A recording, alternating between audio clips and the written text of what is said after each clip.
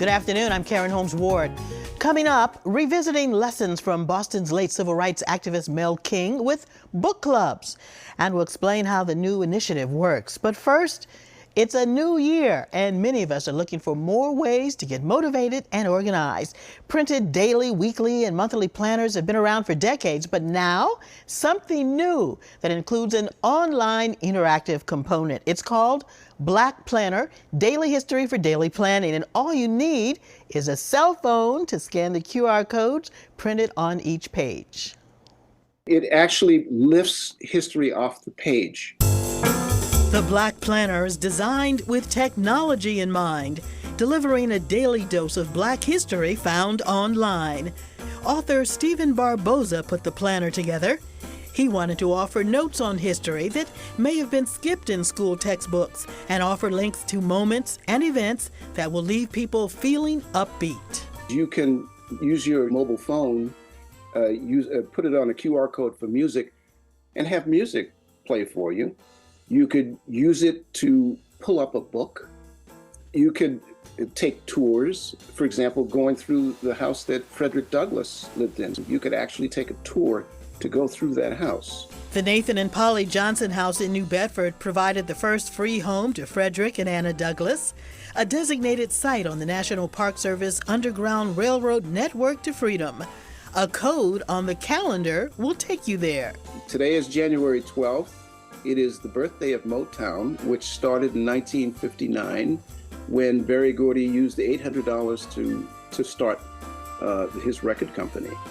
You could use the QR code to take a look at Motown, see its expansion. You could do some shopping, or you could listen to music there. So it's a great way to visit Motown without actually going there. Some of the history is well known, but Barboza says he found a few little-known facts about people and places in our own backyard. The Widener Library at Harvard was a surprising thing. That was designed by a Black architect named Julian Abel, and that's the jewel of Harvard's library system. History can be grounding and uplifting.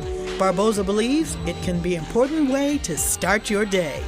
We have to know the past, and we have to revisit the past if we're going to go anywhere. You have to know what's behind you to figure out what's in front of you. And a new literary gathering space is open in Fields Corner in Dorchester. You might call it a bookstore, but the owners have designed it to be much more. And joining us today from JustBook-ish are Porsha Olayiwola, who many will recognize as the poet laureate for the city of Boston, and store co-owner Bing Broderick. Good to see you, Porsha. Good to have you back again. So Bing, where did the idea to open a bookstore come from, and how did you decide to do this together?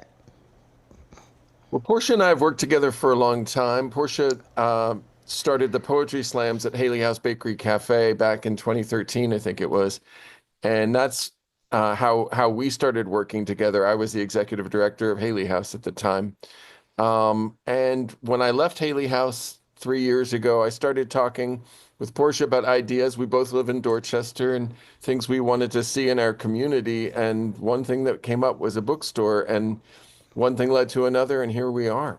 All right, I love it. Porsha, JustBook-ish is self-described as, quote, culturally curated, radically influenced, and locally inspired, unquote. What does that mean, and what should patrons expect when they come through your doors? Sure thing. Thank you so much for that question.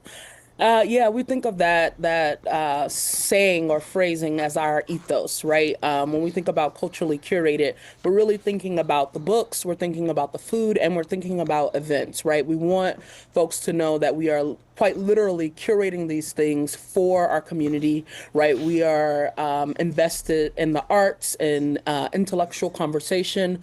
Locally inspired means we are inspired by our neighborhood, we're inspired by our community. We're in Fields Corner. It is extremely diverse, right? And so we want to make sure all of the folks who live here find this place to be home as well.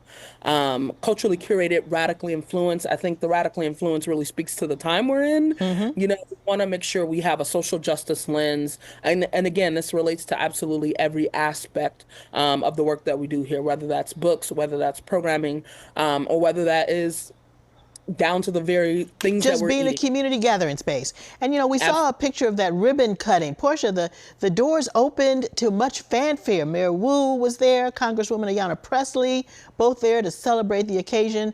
Talk more, if you would, about the role you think Just Bookish is going to play in building community in Dorchester.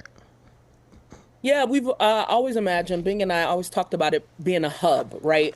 So we want for the doors to be open. And at any given moment, you might be able to see somebody that you haven't seen in a long time and want to reconnect with, or folks that you've heard about and you want to reconnect with, right? So whether that be some folks who work on our behalf and our politicians, or whether it be community organizers, artists, but we want it to be a space where everybody feels welcome and then can make connections with each other. Okay, so now what we want to do is get some book recommendations from you. Many people have New Year's resolutions to read more books. What have been some of the popular requests in the store? Bing, let's start with you.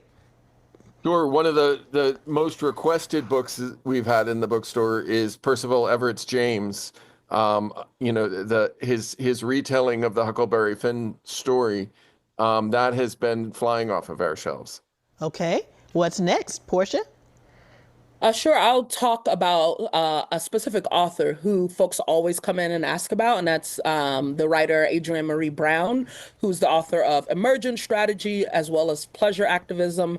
Emergent Strategy in and of itself is just about gathering strategies for community members to organize amongst themselves, and Pleasure Activism really situates the joy and people recalling joy and needing joy to kind of move through and purse through the world that we're living in. All right, what else do you have on your list?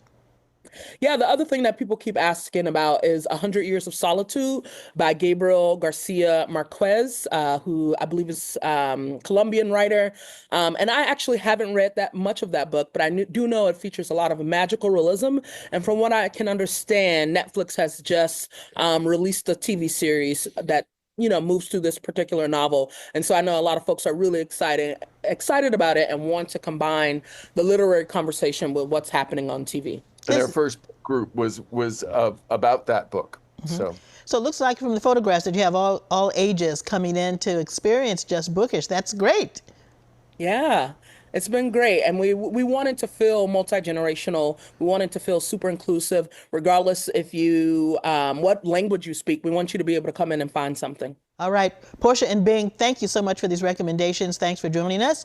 And congratulations on the opening of Just Bookish. Everybody is located in Fields Corner in Dorchester. Go check it out. And of course, happy reading.